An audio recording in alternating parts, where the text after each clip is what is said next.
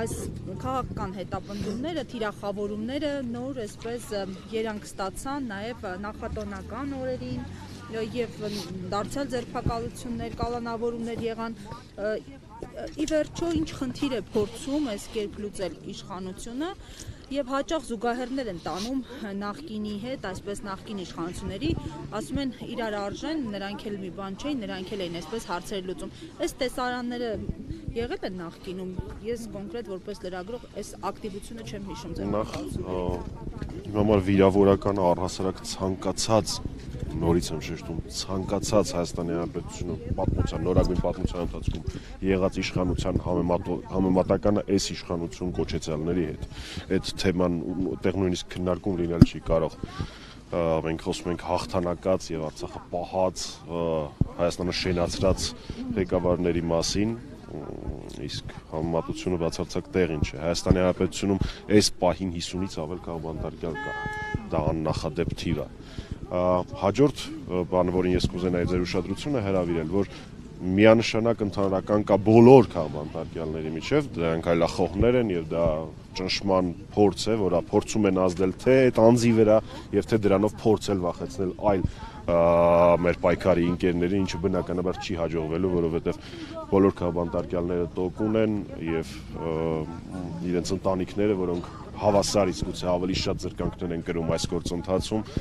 տոկուն են եւ վարկյան անգամ վարանելու միտում չունեն բայց կա նաեւ երկրորդ հարթությունը որը մի շարք դեպքերում առկա է այդ թվում նաեւ Նարեկի եւ Վազգենի դեպքում սա ոչ միայն անհատ այլախոհների հասարակական գործիչների դեմ հալածանքներ են իրավական համակարգի օգտագործում այլ նաեւ ԶԼՄ-ների նկատմամբ ճնշում է որովհետեւ հիշենք որ խոսքը գնում է անտիֆեյքի լրատվական ծառայության մասին որի աշխատանքը ամեն կերպ փորձ կատարեցին իշխանություն կոչեցյալները խոչընդոտել տեխնիկան արգրավելով աշխատանքի համար խնդիրներ ստեղծելով եւ այլն այնպես որ կա մի քանի հարթություն կոնկրետ այս պարագայում ինչ վերաբերում է առհասարակ քաղաքաբանտարկյալների թեմային իմ համար անհասկանալի է ես սա անդադար ասելու եմ ամեն անգամ ասելու եմ միջազգային կառույցների լռությունը որովհետեւ այս պարագայում ոչ մի տարբերակ չկա հասկանում եք ձևակերպել ինչ որ ասել չգիտեմ նախկինում մի պարկ կամ մի կիլոգրամ աշաքարավազ էին գողացել, չգիտեմ, երբ որ ծառայել են այդ ժամանակ այդ զորամասում պակասել էր մեկ զույգ գոշիկ, նասկի, ինչ ուզում եք։ Այս պարագայում սա հստակ գնահատականների անհրաժեշտություն կա, որովհետև դրան էլ կարա դառնա, որովհետև կոնկրետ այս պարագայում տղաները եթերում ասել են շատ ավելի մեղմ ձևակերպում, քան հանդգնել է իրենց ասել ազգային ժողովի նախագահի աթոռին նստած Ալեն Սիմոնյան։ Սա հստակորեն Ալեն Սիմոնյանի հրահրած, իր ստատուսով հրահրած եւ հետագայում իսկ կողմից գործ տված, դիմում տված գործընթացն է եւ դրա գնահատականները պիտի լինեն։ Ձեր նշածի հետ կապված առաջին կետը այս հրաշքները իշխանություն են ցավոք սրտի 7 տարից համար 8 տարի արդեն։ Իրանք չեն կարող էլ օթի մեջ կրակել ասել օթում կախված լուրեր, հիբրիդային պատերազմ, գործակալներ այս պահին անազատության այս կամ այն ձևակերպման մեջ գտնվող քաղաքաբանտարկյալներից եւ ոչ մեկի նկատմամբ նույնիսկ իրանց այդ հեքիաթային դատական իշխանության եւ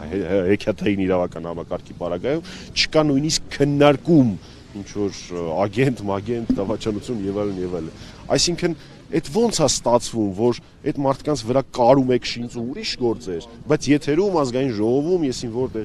որտեղ փորձում եք ուրիշ հիմարություններ ասել։ Սա եւս մեկ անգամ ընդգծում է, թե ինչքան անհեթեթ գործընթաց է դա, բայց նաեւ տեսանելի է դարձնում այն փաստը, որ առաջիկա գործընթացների եւ էլեկտորալ կարևորագույն գործընթացների, ընտրական գործընթացների ժամանակ Փաշինյանը ու իր այդ խմբակը օգտագործելու են այդ թեզը, որ արտաքին միջամտություն, հիբրիդային պատերազմ եւ այլն։ Այսինքն մինչ ընտրությունները ինչ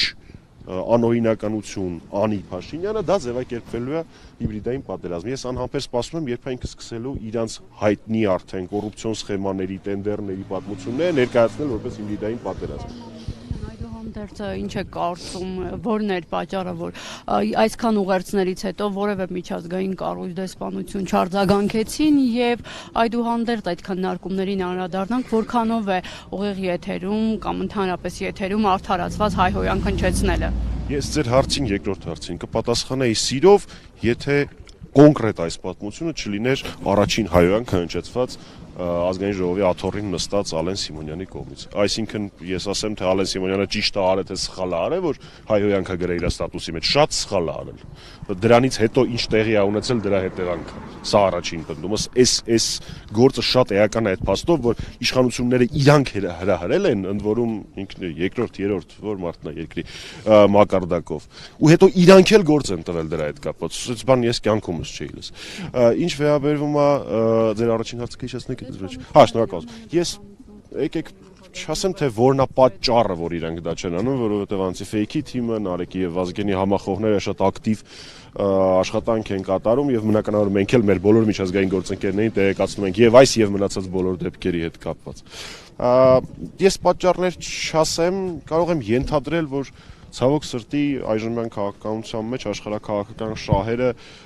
գերադասվում են այն շահերին, այն իրավունքներին, այն սկզբունքներին, մարդու իրավունքներ,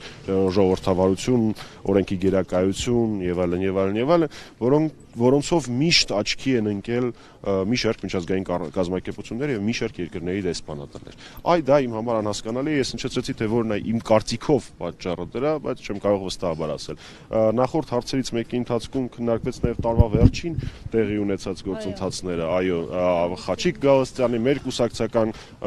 ընկերների, պայքարի ընկերների նկատմամբ քաղաքական հետապնդումները, որոնք որոշ դեպքերում անցնում էին աբսուրդի